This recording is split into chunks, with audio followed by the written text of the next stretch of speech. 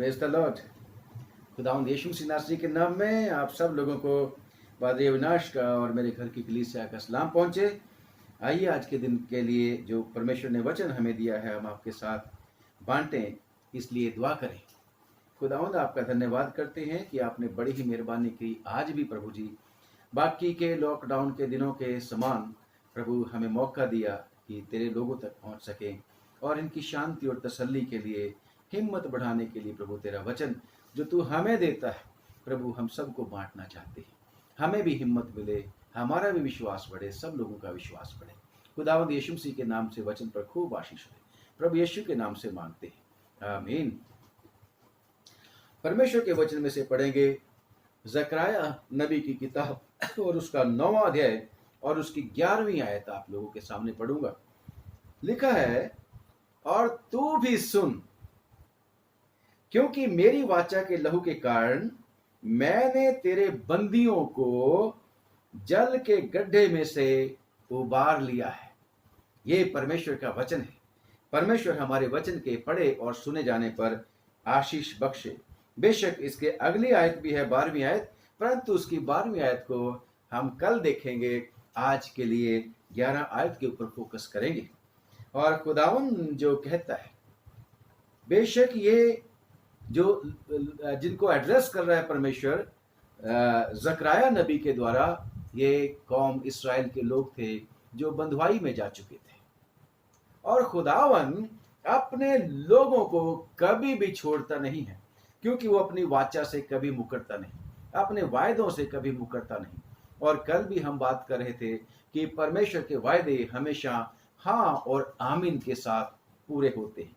और खुदावंद का शुक्र करते हैं कि हमारा खुदावंद दयालु और कृपालु परमेश्वर है और वो अपनी वाचा को कभी भूलता नहीं है और वो दुख देने से प्रसन्न नहीं होता। नहूम की किताब उसका 1 बाब उसकी 7वीं आयत में। और 7वीं ये भी लिखा है कि वो अपने शरणागतों की सुधि रखता है। Praise the Lord. जो उसकी शरण में आ जाते हैं वो उनका ख्याल करता है। और खुदावंद का शुक्र करते हैं कि परमेश्वर हमारा परमेश्वर जो उसके लोग होते हैं, चाहे वो लोग उससे कितनी बार इनकार कर जाएं, परंतु खुदावन अपनी जो उसकी खुदाई है उसका इनकार नहीं कर सकता। हम लोग वायदे करते हैं, तोड़ छोड़ते हैं, फिर से तौबा करते हैं, फिर प्रभु के साथ वाचा बांधते हैं, परंतु टूटती रहती है। परंतु खुदावन अपनी वाचा को कभी नहीं तोड़ता। और इसलिए परमेश्वर अपने लोगों को कहता है, बल्कि इस समय मैं जनरलाइज इसको करने के लिए कहता हूं कि परमेश्वर हर एक इंसान के साथ बात करता है। हर एक इंसान, क्योंकि खुदा की सृष्टि है, परमेश्वर के बनाए हुए हैं, और हर इंसान को परमेश्वर कहता है, और तू भी सुन, क्योंकि मेरी वाचा के लहू के कारण। परमेश्वर ने कई वाचाएं बांधी। परमेश्वर ने नूह के साथ भी वाचा बांधी थी। जब जल प्रलय हुआ और जल प्रलय के बाद परमेश्वर ने जो है नूह के साथ जो है नूह को अपना प्रोजेक्ट बताया, उसको अपना दिल जो था खोल के उसको बताया कि मैं क्या क्या करने वाला हूं। और नूह ने परमेश्वर के ऊपर विश्वास किया, और परमेश्वर के ऊपर विश्वास करने के द्वारा चाहे उसकी हंसी होती रही, चाहे लोग उसका ठट्ठा भी उड़ाते रहे कि देखो देखो ये क्या करी जा रहा है, किश्ती बनाई जा रहा है, कहता है फ्लड आने वाला है, मींह बहुत बरसेगा, तौबा कर लो, पश्चाताप कर लो। परंतु लोग नूह की बात सुनते नहीं थे, मानते नहीं थे। और नूह ने बिना कोई परवाह किए लोगों की उस जहाज को बनाने में लग पड़ा था। और जब वो जहाज बनकर तैयार हो गया था, तब भी नूह जो था लोगों को बताता रहा, अभी भी तौबा कर लो, अभी भी पछता जाओ, अभी भी परमेश्वर के पास आ जाओ। लेकिन मैं उम्मीद करता हूं, लिखा तो नहीं हुआ है, परंतु लोग उसके बारे में उसके बच्चों से भी पूछते होंगे और लेडीज भी पूछती होंगी नूह की वाइफ को, बहुओं को, ये क्या करी जा रहे हैं, क्या करी जा रहे हैं, कहाँ ये तूफान होने लगा है, क्या होने लगा है। उन्होंने कहा डोंट वरी, ये खुदा उनसे बातें करता है, जो कुछ परमेश्वर इससे कहता है वो करता रहता है। और आफ्टर ऑल खुदावन ने नूह के साथ 6वें बाब, उत्पत्ति की किताब 6वें बाब की 18वीं आयत में वाचा बांध ली। खुदावन ने कहा था कि मेरी वाचा अब तेरे साथ रहेगी, और ये मैं उम्मीद करता हूं कि परमेश्वर ने ये जो वाचा नूह के साथ सारी दुनिया को खत्म करने के कॉन्टेक्स्ट में नूह के साथ बांधी, तो ये पहली वाचा थी। दुनिया को खत्म करने के मुतल्लक पहली वाचा की बात कर रहा हूं मैं। और दूसरी वाचा उसने परमेश्वर ने बांधी इसके साथ, इब्राहिम के साथ, जिसको आप लोग पढ़ सकते हैं उत्पत्ति की किताब उसके 15वां बाब में, कि परमेश्वर ने जब इसके साथ, इब्राहिम के साथ वायदा किया कि इब्राहिम तेरा वंश ऐसा ऐसा होगा, आज बाहर निकल के देख तो कि सितारों को तू गिन सकता है क्या, बालू के किनकों को तू गिन सकता है। और नूह ने कहा, और इब्राहिम ने कहा यह मैं कैसे जानूं। बेशक उसके ऊपर पहले उसने विश्वास किया, परंतु परमेश्वर ने उसको कहा ठीक है, फिर तो ऐसा कर कि उस समय कुर्बानी चढ़ाया करते थे जानवरों की, पक्षियों की। तो परमेश्वर ने कहा था 3 साल की एक कलोर लेके आ, 3 साल की बकरी, 3 साल का मेंढा, और पिंडू की यानी कि फाख्ता, और कबूतर का बच्चा, और इनको लेके आ। और ये इब्राहिम ने लेके उनको टुकड़े टुकड़े करके रख दिया। और जब आप पढ़ते हैं परमेश्वर के वचन में 17वीं आयत में, उत्पत्ति की किताब 15 की 17 लिखा है, जब शाम हो गई, कुर्बानी चढ़ाने का समय है, संध्या के समय, एलिया ने भी संध्या के समय कुर्बानी चढ़ाई थी, और हम पहले सुबह भी चढ़ाते थे, शाम को भी चढ़ाया करते थे। और जब वो मेमना जबा किया था तब भी गोधूली के समय किया था, यानी कि शाम के समय, जो इजिप्ट में यानी कि मिस्र में किया था। वो जो वाचा का लूल लगाया गया था दीवारों के, उसके ऊपर, दरवाजों के ऊपर, अलंगों के ऊपर, चौखाट के ऊपर। तो जब शाम का समय आया तो वहां पर लिखा है कि एक खुदा ने दिखाया धुआं देती हुई एक अंगीठी, और उस अंगीठी के बीच में से एक मशाल निकली थी। पलीता निकला था, जलता हुआ पलीता, यानी कि जलती हुई मशाल निकली और उस टुकड़ों के बीच में से निकल गई। और उसके बाद परमेश्वर ने उसके साथ एक वाचा बांध ली कि मेरी तेरे साथ यही वाचा है। यानी कि वहां पर भी खून बहाया गया था, बलिदान हुआ था, और बलिदान के समय में वो जो पलीता था यानी कि वो मशाल थी, वो वेदी के जो ऊपर रखे गए थे जो टुकड़े कर करके जानवरों के, तो उसके बीच में से जो निकला था, इसका मतलब था कि अगर वाचा टूटी तो इन टुकड़ों की तरह हो जाएंगे, ऐसे ही तोड़ देगा परमेश्वर। और खुदा ने उस समय उसके साथ वायदा किया था कि बस यही मेरी तरफ तेरे साथ वाचा रहेगी कि मैं तेरे को ये जमीन जिसके ऊपर तू खड़ा है और जहां जहां तेरे पांव पड़ेंगे सारी की सारी ये मैं तुझको दूंगा। और उसमें जिक्र है, आप लोग जब उसको पढ़ लोगे 15वें बाब की आखिरी 2 आयतें 17 और 18वीं आयत में, और खुदावन ने ये वाचा बांधी। और ये वाचा फिर परमेश्वर क्या बोलता है, इसहाक तेरे साथ भी मेरी वाचा यही है। और अभी हम जब पढ़ रहे थे कल याकूब के साथ, खुदावन ने कहा मैं तेरे दादा का परमेश्वर, मैं तेरे पिता इसहाक का परमेश्वर, तेरा भी परमेश्वर हूं। और उसके साथ भी परमेश्वर ने वाचा बांधी कि जो वाचा मेरी तेरे दादा के साथ, तेरे पापा के साथ है, तेरे साथ भी रहेगी, और तेरे वंश के द्वारा मैं आशीष पे आशीष दूंगा, सारी दुनिया को आशीष दूंगा। और तभी मैंने ये बोला है कि खुदावन आज सारी दुनिया के लोगों को कहता है, और तू भी सुन, इंडिविजुअली और कलेक्टिवली भी। और खुदा का शुक्र करते हैं कि हमारा परमेश्वर हमेशा अपनी वाचा को पालता रहता है। पीढ़ियों पीढ़ियों तक खुदावन अपनी वाचा को बांधता है, और वो कभी भूलता नहीं, और वो वाचा को कभी तोड़ता नहीं, क्योंकि वो अपनी जो कसम खा लेता है उसको कभी भी तोड़ता नहीं। वो मेरे और आपके जैसा नहीं। परमेश्वर तो सच्चा है, 2 थिस्सलुनीकियों 3:3 में लिखा हुआ है। और भी कितने सारे रेफरेंसेस आप लोग ढूंढ सकते हैं कि परमेश्वर मनुष्य नहीं कि झूठ बोले, बल्कि परमेश्वर तो सत्य है।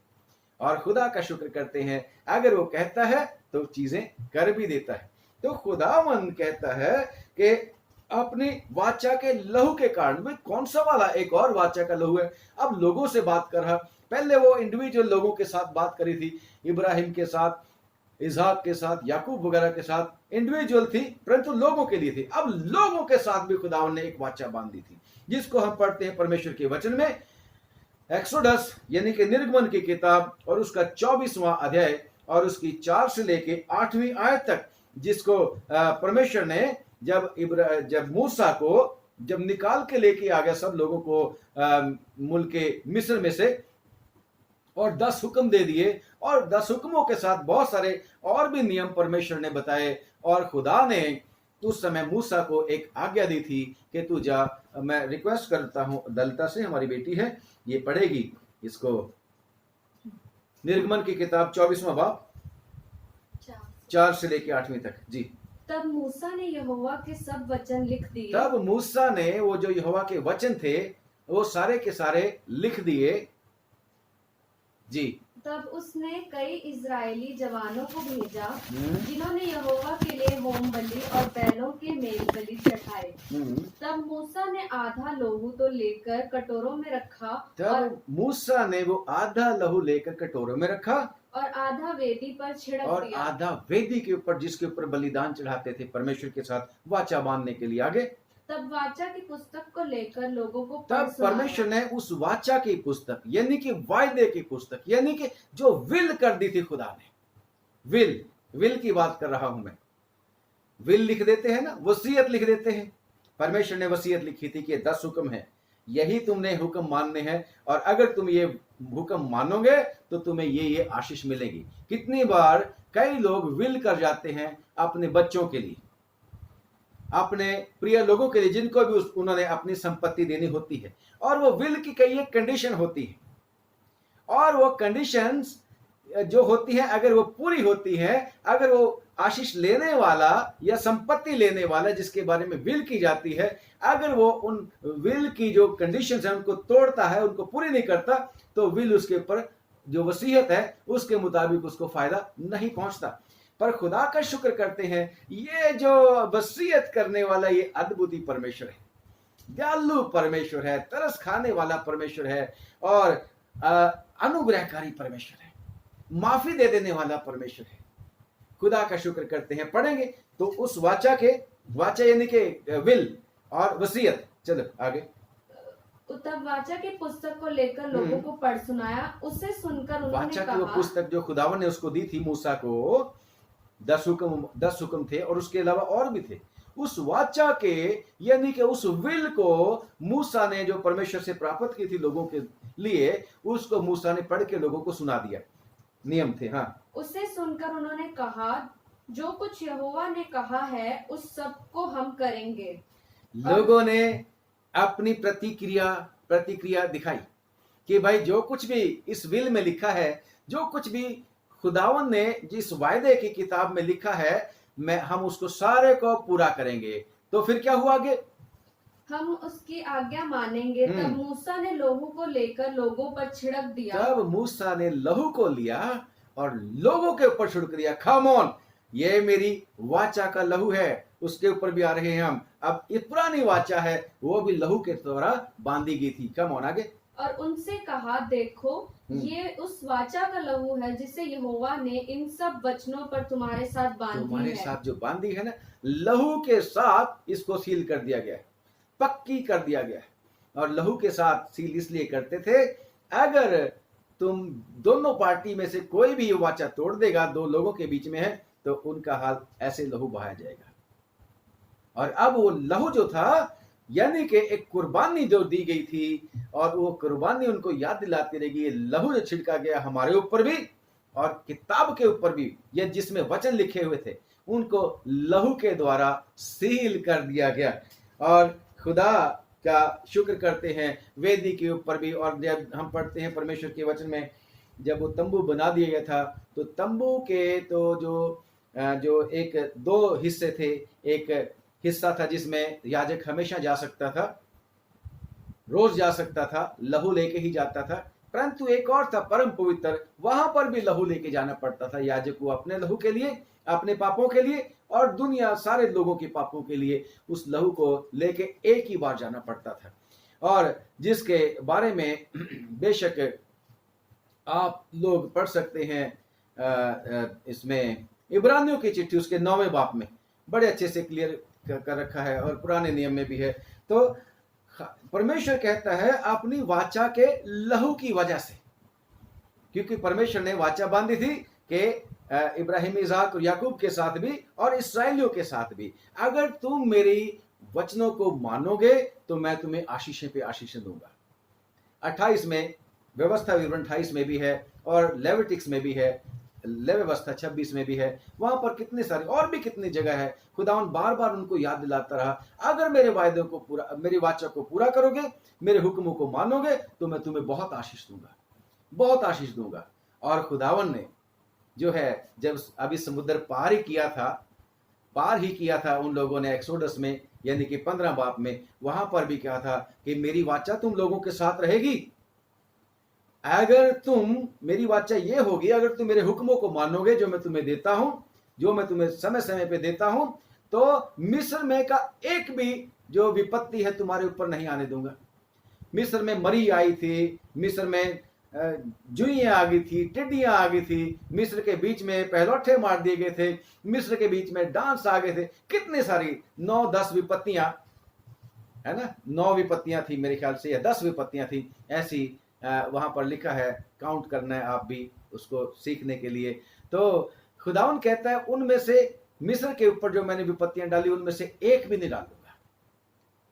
और उनमें एक विपत्ति टिड्डियों वाली भी थी और एक विपत्ति महामारी वाली भी थी, मरी वाली भी थी, जो आज भुगत रहे हैं सब लोग हम।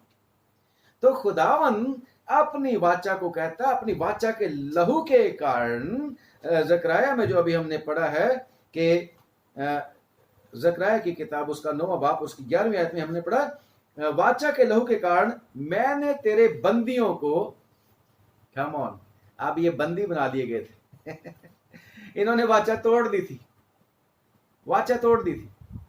और वाचा, बेशक खुदा उनको बार बार याद दिलाता रहा कि मेरे को वाचा याद है, मेरे को वाचा याद है, तुम तोड़ रहे हो वाचा। जिस वाचा को परमेश्वर ने, जब मूसा, फिर से रिपीट करते हैं, मूसा को परमेश्वर अपीयर हुए झाड़ी के बीच में, तो परमेश्वर ने मूसा को क्या बोला, मूसा मेरे को ना मेरी वाचा याद आती है।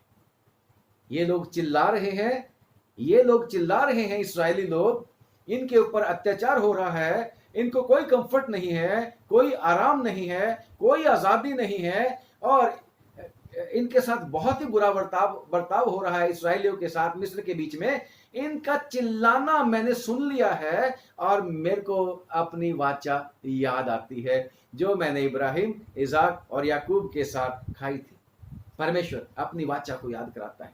और ये वाली वाचा भी परमेश्वर बार बार, जब व्यवस्था विवरण की किताब पहली 5 किताबें पढ़ते चले जाओगे, एक्सोडस के बाद की किताबें और आगे भी मूसा भी याद कराता रहता था इस्राएलियों को। इस्राएलियों कहता था कि खुदावन की वाचा तुम्हारे साथ बनी रहेगी और अगर तुम उसकी कहना मानोगे। और खुदावन के वचन में लिखा है, जब एक बार परमेश्वर ने फैसला कर लिया कि मैं इनको नाश कर दूंगा, मैं, क्योंकि इन लोगों ने गड़बड़ कर दी है, मेरे को छोड़ के मूर्ति पूजा करनी शुरू कर दी है, मेरे हुक्म नहीं मानते, मूसा को कहता, Musa the question has arisen that I will destroy them, इनको मार दूंगा, मेरी वाचा तेरे साथ बांध दूंगा, तेरे द्वारा मैं एक बड़ी जाति बनाऊंगा। खुदावन याद तो कर ले, मूसा ने कहा तेरी वाचा का फिर क्या होगा। और खुदावन ने उस वाचा को फिर से याद कराया जब उसने, तो खुदा का शुक्र करते हैं, लिखा है बाइबल के बीच में कि परमेश्वर, फिर वो परमेश्वर ने उनका नाश नहीं किया। बेशक लिखा है परमेश्वर उन गुस्सा करने से, उनका नाश करने की सोचने से पछताया, यानी कि गुस्सा जो परमेश्वर ने उनको नाश करने के लिए ठान लिया था उसको फिर पूरा नहीं किया, वाचा की वजह से छोड़ दिया, माफ कर दिया। और वो वाचा इब्राहिम, इसाक और याकूब के साथ थी। और जब आप पढ़ते हैं परमेश्वर के वचन में, फिर से परमेश्वर याद कराता है, लेविटिक्स व्यवस्था की किताब 26 की 42वीं आयत में, वहां पर भी परमेश्वर अपनी इसी वाचा का बार बार जिक्र करता है कि मेरी जो वाचा है इब्राहिम, इसाक और याकूब के साथ, उसकी वजह से मैं जो हूं इन लोगों को नाश नहीं करूंगा। यानी कि परमेश्वर अपनी वाचा को कभी भूलता नहीं। लिखा है 42वीं आयत में, तब जो वाचा मैंने याकूब के संग बांधी थी उसको मैं स्मरण करूंगा, और जो वाचा मैंने इसहाक से और जो वाचा मैंने इब्राहिम के साथ बांधी थी उनको भी स्मरण करूंगा, और इस देश को भी मैं याद करूंगा, अगर ये लोग पश्चाताप करेंगे, मेरी तरफ आएंगे तो। खुदावन को खुदावन की वाचा याद रहती है। मैं और आप ही जो है अपनी वाचा को भूल जाते हैं। और इतने सालों के बाद भी जब राजा लोग भी आ गए, खुदावन ने उनको स्टैब्लिश कर दिया, बहुत बरकतें दे दी, बहुत आशीषें दे दी, और इनके ऊपर फिर दुश्मन ने अटैक कर दिया। हजाएल जो उसका था राजा, उसने अटैक कर दिया। तो वहां पर भी परमेश्वर अपनी वाचा जो है यहोआहाज, जो बेशक बहुत खराब लोग थे, बहुत खराब लोग हो गए थे इस्राएली लोग, यानी कि खुदा का हुक्म तोड़ने वाले लोग बन गए थे, गर्दनकश लोग बन गए थे, उनको भी परमेश्वर कहता है यहोआहाज जो था इस्राएलियों का राजा था, और वो यारोबाम की लीक पर, अहाब की लीक पर, यानी कि खुदा उनके खिलाफत में चलते रहते थे काम, और हर तरह के जो आज्ञाएं खुदा ने दी थी उनको तोड़ते रहते थे। आपने रूल रेगुलेशन उन लोगों ने बना लिए थे। तो यहां पर भी लिखा है यहोआहाज के जीवन भर अराम का राजा हजाएल इसराइल पर अंधेर करता रहा, क्योंकि खुदा ने फिर उसको उन लोगों के अधीन भी कर दिया था, दुश्मनों के अधीन। ऑल राइट, आपकी इच्छा है। आज भी खुदावन मुझे और आपको फ्री डिसीजन मेकिंग पावर देता है। You decide which way you have to go. खुदावन तो व्यवस्था में भी कहता है कि भाई मैंने तुम्हारे सामने दो चीजें रख दी हैं, एक तरफ जिंदगी है, एक तरफ मौत है, और कहता है मैं तेरे को सलाह देता हूं, अगर तो तू मेरी कहने को मानेगा तो जिंदगी तेरी है, और अगर कहना नहीं मानेगा तो मौत तेरी चॉइस है। और खुदा सलाह देता है कि कहता है मैं तेरे को सलाह देता हूं जीवन को चुन ले।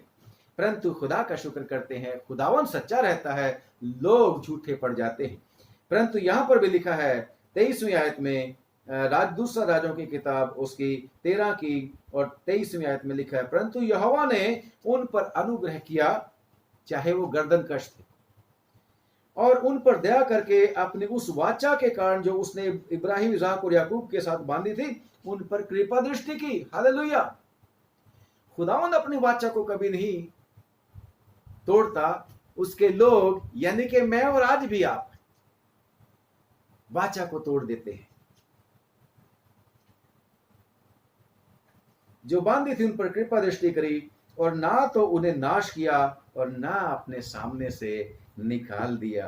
प्यारे अजीजों, यहां पर भी कहता है कि क्योंकि मेरी वाचा के लहू के कारण मैंने तेरे बंदियों को बिना जल के गड्ढे में से उबार लिया है। बिना जल के गड्ढे में से। खुदावन क्या है? जल है। परमेश्वर जल है। हमने एक दिन इसके बारे में वीडियो के बीच में काफी सारा डिस्कशन किया था। यिर्मयाह के किताब में भी परमेश्वर का वचन कहता है कि उन लोगों ने मुझ बहते जल के सोते को त्याग दिया है और इन्होंने अपने लिए हौद बना लिए, यानी कि खुदा को छोड़ दिया।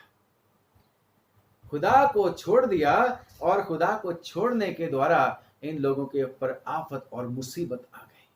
खुदा के ऊपर, खुदा को जब छोड़ दिया तो दुश्मनों ने इनको अपने काबू में कर लिया, अपने गुलाम बना लिया। यीशु मसीह भी जीवन के जल का सोता है। उस स्त्री को भी प्रभु यीशु मसीह ने बोला था, सामरी स्त्री को, यूहन्ना की इंजील उसके 4 बाप में, और उसके आगे भी जब पढ़ते हैं 7वें बाप में भी, वहां पर भी लिखा है कि मेरे पास जल है, जीवन का जल। तो खुदावन कहता है कि मैंने तेरे बंदियों को बिना जल का गड्ढा, जहां जल नहीं, जहां खुदा नहीं।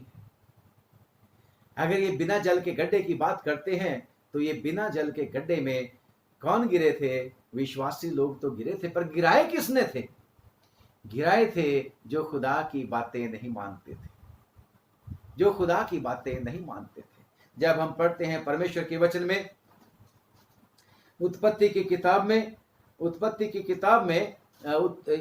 किताब और उसका 37वां अध्याय और उसकी चैप्टर 37वां चैप्टर निकालते हैं, और 37 चैप्टर में लिखा है यूसुफ एक बेटा था 12 बेटों में से याकूब का, और यूसुफ तो अपने पिता की आज्ञा मानता था, हमेशा अच्छा काम करता था, बुराई से दूर रहता था, खुदा का डर मानता था, दुआ करने वाला था, खुदा उसको सपने दिया करता था, दर्शन दिया करता था, अच्छी बातें बताया करता था। और लिखा है कि वो लड़का अपने पिता की पत्नी बिलहा और जिल्पा के पुत्रों के संग रहता था और उनकी बुराइयों का समाचार अपने पिता को पहुंचाया करता था। फिर से मैं बताता हूं, याकूब जो यूसुफ था अच्छाई का प्रतीक, पिता की आज्ञा में रहने वाला, बुराई से दूर रहने वाला, पिता के साथ मेल मिलाप रखने वाला। पिता भी उसको प्यार करता है, परंतु वो दूसरे भाई बुराइयां करने वाले, बुराई करने वाले और पिता से दूर दूर रहने वाले। इन लोगों ने क्या किया? उत्पत्ति की किताब, आप लोगों को स्टोरी याद आ गई होगी कि कैसे इन लोगों ने उसके साथ बैर किया था और अपने बुरे कामों से तो फिरे नहीं, बल्कि उस बच्चे को या यूसुफ को, उस जवान को, लिखा है कि यूसुफ को उठाकर उन्होंने, पढ़ते हैं पर 23 और 24 में, सो ऐसा हुआ कि जब यूसुफ अपने भाई यूसुफ को भेजा याकूब ने कि जा अपने भाइयों का पता लेके आ, तो वो बेचारा पहुंचा पता लेने के लिए, पिता की आज्ञा को मानने के लिए, पिता की आज्ञा में रहता था। यीशु मसीह भी पिता की आज्ञा को मानते हुए मेरे और आप तक पहुंचा है। हमने यीशु मसीह के साथ क्या किया है मैं और आप जानते हैं। यहूदियों ने तो जो किया सो किया, मैं और आप भी जब प्रभु यीशु मसीह के हुक्मों पर नहीं मानते, उसके ऊपर विश्वास नहीं करते, तो यूसुफ के साथ जैसे उसके भाइयों ने किया वैसा ही कर छोड़ते। परंतु अगर सचमुच में हम यीशु मसीह के ऊपर विश्वास करके उसके ऊपर उसकी आज्ञाओं को मानते हैं और उसको कबूल कर लेते हैं अपना मुक्तिदाता, तो हम भी पिता के साथ फिर से मेल मिलाप हो जाता है, अच्छे बच्चे बन जाते हैं यूसुफ की तरह, यीशु मसीह की तरह, यीशु मसीह के संगी वारिस, यीशु मसीह के साथ परमेश्वर के बेटे और बेटियां बन जाते हैं। तो स्टोरी में क्या कहता है? सो ऐसा हुआ कि जब यूसुफ अपने भाइयों के पास पहुंचा, उनकी खबर लेने के लिए पापा ने भेजा था ना, अपने भाइयों के पास जब पहुंचा, तब उन्होंने उसका रंग बिरंगा अंग रखा जिससे वो पहने हुए था उतार लिया। देखो, सच्चाई पे चलने वालों को बुराई करने वाले किस तरीके से परेशान करते हैं। और परमेश्वर के वचन में लिखा है कि जितने लोग भक्ति के साथ जीवन व्यतीत करना चाहेंगे वो सब सताए जाएंगे। जी हाँ, तो और यूसुफ को उठाकर गड्ढे में डाल दिया। वो गड्ढा तो सूखा था और वो गड्ढा तो सूखा था और उसमें कुछ जल ना था। बिना जल के गड्ढे में उसको डाल दिया था, मरने के लिए। यूसुफ जब उन लोगों के हाथ में पड़ गया तो यूसुफ का वो आनंद, वो खुशी, वो उसकी शान जो परमेश्वर, जो उसके पिता की वजह से उसको मिली थी, रंग बिरंगा अंग रखा, जो खुशी का प्रतीक।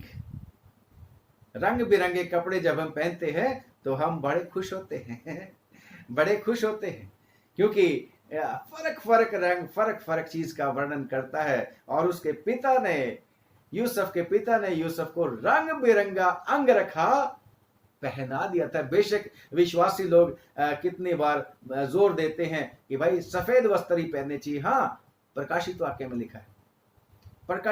लिखा है कि ये सफेद वस्त्र पहने हुए उसके साथ घूमेंगे, यस। परंतु खुदा का शुक्र करते हैं कि इस दुनिया में परमेश्वर हमें हर तरह की खुशियां दी। रंग जो है, फर्क रंग जो है, हमें खुशियों के प्रतीक है हमारे लिए। खुदा का शुक्र करते हैं। इसीलिए हम सारे के सारे विश्वासी लोग फर्क रंग के कपड़े पहनते हैं, अपने घरों में फर्क तरह के रंग करवाते हैं, फर्क तरह की हम गाड़ियां, क्योंकि रंग हमें अच्छे लगते हैं।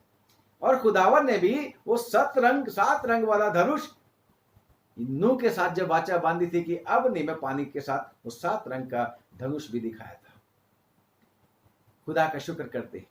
और यहां पर वो कंफर्ट जो था सारा का सारा चला गया और गड्ढे में फेंक दिया गया। और गड्ढे में पानी नहीं था, बिना जल का गड्ढा था, वहां मृत्यु थी। यूसुफ वहां पर चिल्ला रहा था, वहां पर यूसुफ मदद के लिए पुकार रहा था। और आपको आगे पता है स्टोरी का कि किस रीति से उस यूसुफ को खुदावन की योजना के मुताबिक उस बिना जल के गड्ढे में से निकाला गया और फिर उसकी परेशानियां खत्म नहीं हो गई जब तक परमेश्वर ने उसको रिफाइन करके फिर से थ्रू जेल होते हुए पोतीफर के घर वो हंटर खाते हुए खुदा ने उसको प्रधानमंत्री बना दिया था, मिस्र का प्रधानमंत्री बना दिया था। कब? जब वो परमेश्वर के साथ वफादार रहा। फिर से उसको वही अंग रखे, रंग बिरंगे अंग रखे मिल गए, फिर से उसको सारा का सारा कंफर्ट मिल गया, परमेश्वर ने उसको दे दिया था। प्रेज द लॉर्ड, खुदा उनका धन्यवाद करते हैं।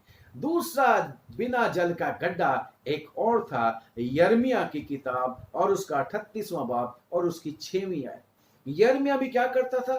खुदावन का वचन लोगों को बताया करता था, सच्चाई का प्रचार किया करता था, परंतु जो लोग सच्चाई को मानने के लिए तैयार नहीं थे, खुदावन को जो जल का सोता है उसको पसंद नहीं करते थे, तो उसको भी उन्होंने उस गड्ढे के बीच में जहां जल नहीं था, सिर्फ क्या था? तन्हाई थी, दलदल थी, मरने के लिए उसमें छोड़ दिया जाता था। किसी भी मनुष्य को जब डाल देते थे सजा के लिए, और वो चाहे चिल्लाता भी रहे तो भी कोई जब तक उसको ना निकाले, यूसुफ की तरह उसका मृत्यु निश्चित होती है। और यिर्मयाह को भी उस बिना जल के सोते के कुएं के बीच में से निकाला गया था, चाहे उसकी भी परीक्षा लगातार चलती रही, परंतु खुदा का शुक्र करते हैं कि परमेश्वर ने उसको आशीषों पे आशीषें दी।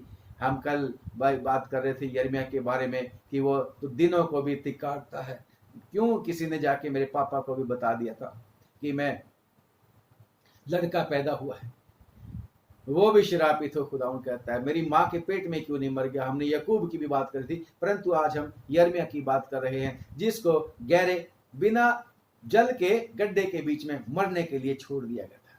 और खुदा का शुक्र करते हैं कि खुदा ने दया करके, क्योंकि खुदा का बंदा था, खुदा को पुकारता था, खुदावन के साथ चलता था, खुदावन ने अरेंज किया, उसने उसके मन की आवाज को सुना, उसकी दुहाई को सुना, और दुहाई सुन के परमेश्वर ने यिर्मयाह को भी हालेलुया उस बिना जल के गड्ढे में से निकाल लिया। Praise the Lord, praise the Lord.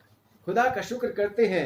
और यहां पर भी जो आज हमने आयत पढ़ी है, खुदावन कहता है मैंने तेरे बंदियों को, यानी कि प्रिजनर्स को, कैदियों को बिना जल के गड्ढे में से उबार लिया है। किसने? वॉलंटियरली। उसका एफर्ट है, खुदा का अपना एफर्ट है, खुदा की अपनी इच्छा है, खुदा की अपनी मर्जी कि मैंने निकाल लिया है वाचा के लहू की वजह से। परंतु खुदा का शुक्र करते हैं जो परमेश्वर की दुहाई देते हैं, परमेश्वर कभी भी उनको ऐसे ही छोड़ नहीं देता मरने के लिए। परमेश्वर के वचन में यशायाह उसमें साम 40 उसकी 1 और 2 आयत पढ़े। मैं धीरज से यहोवा की इंतजारी करता रहा। यानी कि क्या इंतजारी थी?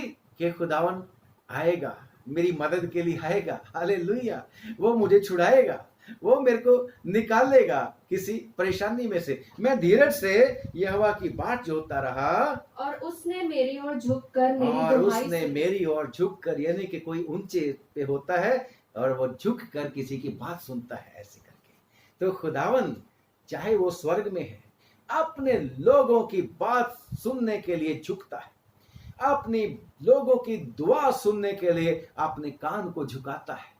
हालेलुया। तो ये भी कहता है मैं सब्र के साथ, मैं धीरज के साथ अपने परमेश्वर की इंतजारी करता रहा, और उसने झुककर मेरी क्या किया? मेरी दुहाई सुनी, मेरी चिल्लाहट सुनी। जैसे यूसुफ की चिल्लाहट को परमेश्वर ने सुना, जैसे परमेश्वर यिर्मयाह की दुआ को सुना। अरे एक और बात क्यों भूलते हैं हम? जब उसको खड्डे में फेंक दिया गया था, शेरों की मांद में, शेरों जहां शेर थे उस खड्डे में, गहरे खड्डे में फेंक दिया गया था, कौन था भला वो? दानियल को। तो वो क्या कर रहा था? उसको भी कोई उम्मीद नहीं थी कि कोई उसको निकालेगा, परंतु जरूर वो अपने परमेश्वर की दुहाई देता होगा, जरूर वो अपने परमेश्वर को पुकार रहा होगा, परमेश्वर गड्ढे के बीच में से निकाल लेता है, मौत के गड्ढे में से परमेश्वर निकाल लेता है। बिन जल का गड्ढा परमेश्वर से दूरी की बात करता है, बिना जल का गड्ढा मौत की बात करता है, बिना जल का गड्ढा जहां पर कोई आनंद, कोई शांति, कोई बचाव, कोई भी वहां पर सुख नहीं है, जहां पर अनिश्चितता है कि पता नहीं आज मर जाऊंगा, कि आज नहीं मरा तो कल मर जाऊंगा, कल नहीं मरा तो परसों मर जाऊंगा, यानी कि वहां बचाव का कोई साधन नहीं, जब तक कोई निकाल ना ले, जब तक कोई उसको खींच कर निकाल ना ले। Hallelujah, praise the Lord. तो सामिस क्या बोलता है? दूसरी आयत, उसने मुझे सत्यानाश के गड्ढे से और दलदल की कीच में से उभार लिया, निकाल लिया, और मुझको चट्टान पर खड़ा करके मेरे पैरों को दृढ़ किया, मेरे पांव को मजबूत किया, और वो चट्टान प्रभु यीशु मसीह है। Praise the Lord.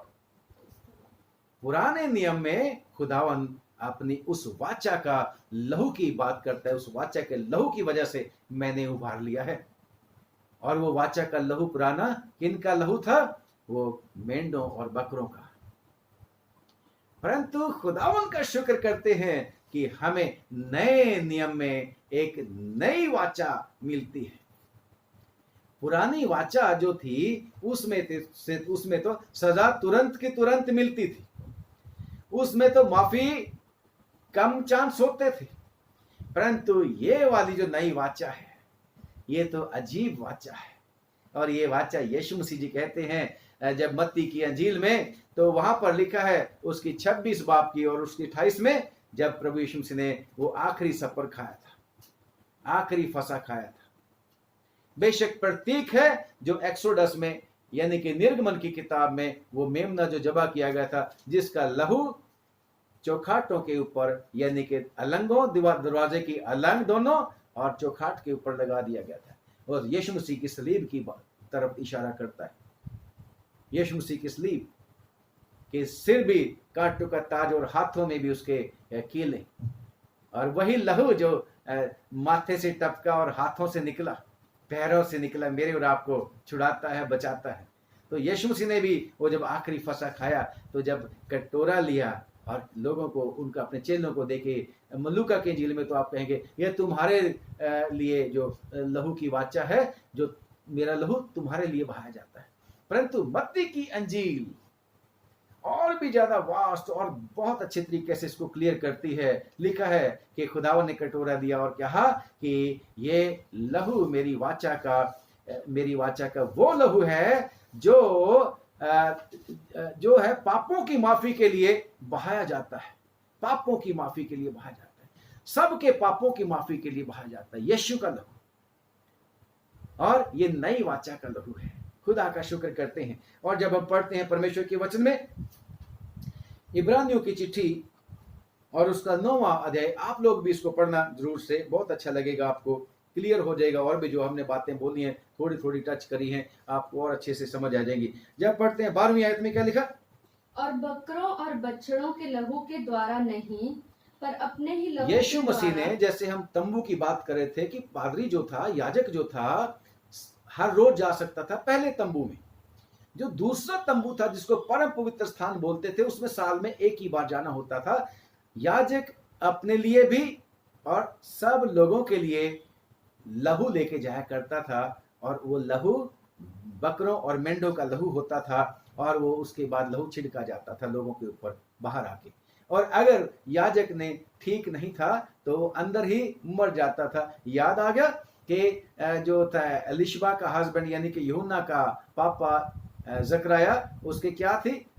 लोग हैरान हो रहे थे, घंटी बजती रहती थी, रस्सी बंधी होती थी, अगर अब मर गया तो बाहर खींच लेंगे उसको, क्योंकि कोई अंदर नहीं जा सकता। तो लिखा है, पर्ची डलती थी लोगों के ऊपर भी, आज इसका नंबर है, साल में इसका नंबर है, ये जाएगा अंदर। बड़ा खतरनाक वाला काम होता था। परंतु मैं और आप आज हालेलुया दिलेरी के साथ यीशु के पास पहुंच जाते हैं, पिता के पास पहुंच जाते हैं, क्योंकि वो बछड़ों और मेंढों का और बकरों का लहू नहीं है, बल्कि यीशु मसीह के लहू के द्वारा वो वाचा बांधी गई है। पढ़ेंगे फिर से इसको। और बकरों और बछड़ों के लहू के द्वारा नहीं, पर अपने ही लहू के द्वारा एक ही बार पवित्र स्थान में प्रवेश किया। तंबू में परम पवित्र स्थान में कह रहा बछड़ों और बकरों और मेंढों का लहू नहीं लेके गया, परंतु एक ही बारी गया परम पवित्र स्थान में। कैसे आगे? और अनंत छुटकारा प्राप्त किया। और अनंत छुटकारा प्राप्त किया। कैसे? अपने ही लहू के द्वारा, अपने ही लहू के द्वारा। आगे और पढ़ते जाना और 14वीं आयत पढ़ेंगे। तो मसीह का लहू जिसने अपने आप को सनातन आत्मा के द्वारा परमेश्वर के सामने निर्दोष चढ़ाया, तुम्हारे यीशु मसीह का लहू निर्दोष लहू, यीशु मसीह का लहू उत्तम लहू, एक ही बार परमेश्वर के सामने अपना ही लहू लेके चला गया। तो लिखा है तुम्हारे विवेक को मरे हुए कामों अगर से, वो लहू जो मूसा ने छिड़का था, जो याजक छिड़का करता था लोगों के ऊपर, और लोगों को बाहरी तरफ तौर से लोगों को पवित्र करता था बाहरी तौर से, परंतु ये उत्तम लहू, हालेलुया, यीशु मसीह का लहू हमें आंतरिक तौर से भी हमारे अंदर जो बुरे बुरे काम, बुरी बातें सब पाप अपराध हैं, यीशु का लहू मुझे और आपको माफ कर देता है। हालेलुया, ये उत्तम लहू है। और यीशु मसीह ये उत्तम लहू की बात करते हैं। लिखा है अगर वो लहू लोगों को साफ करता था, शुद्ध करता था, तो ये वाला लहू यीशु मसीह का तुम्हारे विवेक को, आगे, तुम्हारे विवेक को मरे हुए कामों से यानी कि बुरे कामों से, शैतान के कामों से, पाप के कामों से यीशु का लहू पे क्यों नहीं शुद्ध करेगा? आगे, ताकि तुम जीवते परमेश्वर की सेवा करो। और जब हम 22वीं आयत पढ़ते हैं, और लहू के द्वारा हर चीजें शुद्ध की जाती है, क्योंकि बिना लहू बहाए क्षमा नहीं। तो यीशु मसीह का लहू जो है मेरे और आपके पापों को माफी के लिए बहाया गया, और मेरे और आपको खुदा का शुक्र करते हैं उस बुराई के करने वाले लोगों के साथ जब हम गड्ढे के बीच में पड़ जाते हैं, पाप के गड्ढे में, और अगर खुदावन हमें बचाए ना तो मृत्यु निश्चित है, क्योंकि पाप की मजदूरी तो मृत्यु है, खुदावन का वचन कहता है। परंतु खुदावन जैसे बंदा कहता है मैं चिल्लाया, जैसे यूसुफ चिल्ला रहा था बचाव के लिए, जैसे वो जो 40 जबूर वाला आदमी कहता है मैंने खुदावन की दुहाई दी, खुदावन ने ऊपर से हाथ बढ़ा के मुझे निकाल लिया। यीशु मसीह भी कहते हैं कोई मेरे पास नहीं आ सकता जब तक पिता उसको खींच कर ना निकाल ले बिना जल के गड्ढे के बीच में से। हालेलुया। और वो जल के साथ स्नान करता है, प्रेज द लॉर्ड, स्नान करके पवित्र कर देता है, यानी कि यीशु के लहू ये परमेश्वर पिता के पास आके, जो यीशु जीवन के जल का सोता है, पिता जीवन के जल का सोता है, हालेलुया, और उसको लहू के द्वारा पवित्र करके मुझे और आपको कंफर्ट जोन में ले आता है। गड्ढे में से, पानी के गड्ढे में कंफर्ट जोन नहीं। खुदा का शुक्र करते हैं, खुदा हमें अब आंतरिक और बाहरी सब तरीके से इसलिए निकाल लेता है, साफ करके इसलिए उस गड्ढे में से निकाल लेता है, पिता के पास जो जीवन के दिल का सोता है उसके पास मिला देता है यीशु नासरी, हालेलुया। तो वो हमें सारे कंफर्ट यानी कि बहुतायत का जीवन जीने के लिए परमेश्वर ले आता है।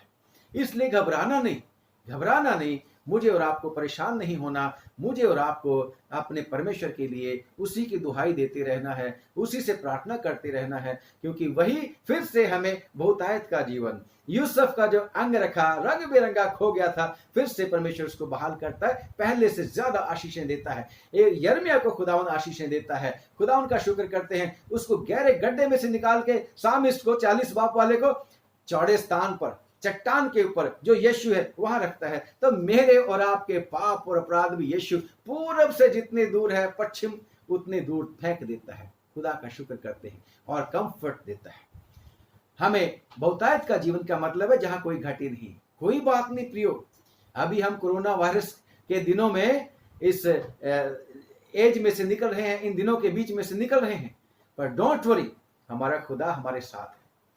जैसा आज हमने पढ़ा है वो आप ही कहता है कि मैंने अपनी वाचा के लहू के कारण तुम्हारे बंदियों को, यानी कि हम लोगों को जिनको शैतान ने बंदी बना रखा था, शैतान की गिरफ्त में थे, क्योंकि यीशु मसीह ने लहू बहा के, लहू दे के, वाचा बांध के और मेरे और आपको लहू के द्वारा खरीद लिया है और मेरे और आपको गहरे वो जो बिना पानी का गड्ढा यानी कि खुदावन से दूरी वाला जो स्थान था उससे हटाकर परमेश्वर के नजदीकी में उसकी प्रेजेंस में खुदावन यीशु मसीह ने ला दिया है।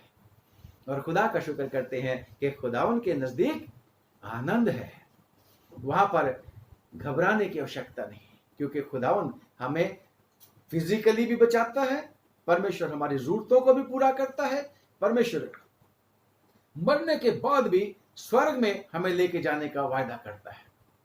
यस, उसी ने अपने आप अपनी मर्जी से कि परमेश्वर पिता ने जगत से ऐसी मोहब्बत रखी, दुनिया से मोहब्बत रखी कि अपना इकलौता बेटा प्रभु यीशु मसीह दे दिया ताकि जो कोई उसके ऊपर विश्वास करे नाश ना हो बल्कि हमेशा का जीवन प्राप्त करे। हालेलुया। खुदावंद आप लोगों को आशीष दे और विश्वास में कायम रखे कि यस, खुदावंद अपनी वाचा का लहू जैसे इसमें याद किया, खुदा ने लोगों को याद नहीं था, परंतु खुदा ने अपनी वाचा के लहू की वजह से लोगों को बिना जल के गड्ढे में से निकाला। ऐसे मेरा और आपका खुदा, चाहे हम कितनी बार भूल जाते हैं, पर खुदा का शुक्र करते हैं कि हमें परमेश्वर याद दिलाता रहता है। कोरोना वायरस ने हमें याद दिला रखा है कि हमारी सावधानियां तो ठीक है, चाहिए हमें सावधानियां, मास्क भी वियर करना है जब हमने बाहर निकलना है घर से, सोशल डिस्टेंसिंग भी करनी है, परंतु बचाव हमारा खुदावन के द्वारा ही है। वही बचाएगा, वही हमें सारी जरूरतें पूरी करेगा। वो हमें आप जिम्मेदारी लेता है कि मैं, हालेलुया, यीशु कहते हैं कि उन्हें बहुतायत का जीवन देने के लिए आया, फ्री में। खुदावंद आप लोगों को बहुत बहुत बरकत दे, बहुत आशीष दे। आइए दुआ करेंगे। खुदावंद धन्यवाद, आज भी आपने मेहरबानी करी, वचन तेरा प्रभु तूने हमें दिया जिसको आगे हमने पास ऑन किया है, इसके ऊपर बहुत बरकत दे, हमें भी बरकत दे, हमारे परिवार को भी और तेरे प्यारे बेटे बेटियों को भी बहुत बरकत दे। हम हर एक विश्वासी को बरकत देते हैं और दुआ मांगते हैं इस समय में प्रभु जी, जबकि बहुत सारे लोग अनिश्चितता के समय में गुजर रहे हैं, उनको भी ऐसा लगता है कि हम गहरे गड्ढे में चले गए हैं, जहां पर कंफर्ट नहीं है, जहां पर आसानी नहीं है, आराम नहीं है, जहां पर खुदावन डर और भय है। आए खुदावन दया कर।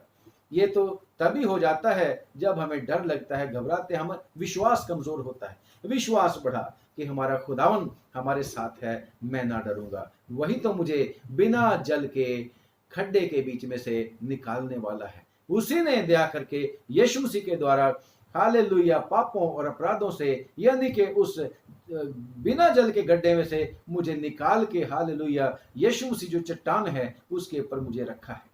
Praise the Lord. हम तेरा धन्यवाद करते हैं, प्रार्थना करते हैं इस कोरोना वायरस को प्रभु जल्दी खत्म कर, जिसकी वजह से प्रभु सारी दुनिया के लोग परेशान हैं। प्रभु हम प्रार्थना करते हैं, बचा ले, सबको माफ कर दे। जो लोग सेवा के कार्य कर रहे हैं सबको बरकत दे प्रभु, डॉक्टर, नर्सेज, पैरामेडिकल स्टाफ जो भी सेवाएं मुहैया करते हैं, सब हमारे देश के राष्ट्रपति को, प्रधानमंत्री को, सब सरकारों को, राज्यों की आशीष दे प्रभु, बुद्धि दे, और सब लोगों को प्रभु, हमारे देश के ही नहीं बल्कि दूसरे देशों के लोगों को भी, सरकारों को भी खुदा ऐसी समझ दे जिससे सब लोग तेरे डर और भय में बड़े, तेरी तरफ दृष्टि करें। तू ही प्रभु निकाल, तू ही बचा, तू ही छुड़ा, और दया करके सब लोगों को प्रभु जी बचा ले। प्रार्थना करते हैं, दया करके हम सबको एक दूसरे के लिए दुआ मांगनी सिखा। तमाम विश्वासियों के लिए, तमाम मसीहदारों के लिए बरकत मांगते हैं, आशीष दे दे। हम इब्राहिम के वंश को आशीष देते हैं, क्योंकि तूने इब्राहिम के साथ वाचा बांधी है, विश्वासियों के साथ वाचा बांधी है। अपनी वाचा के मुताबिक खुदावन तूने कह रखा है कि जो कोई इन्हें आशीष देगा मैं भी उन्हें आशीष दूंगा। खुदावन हम उन्हें आशीष देते हैं, तेरी आशीष हमारे ऊपर भी बनी रहे। खुदावन तेरा धन्यवाद कि तूने हमारी दुआ को सुन लिया और कबूल कर लिया। यीशु के नाम से मांगते हैं, आमीन।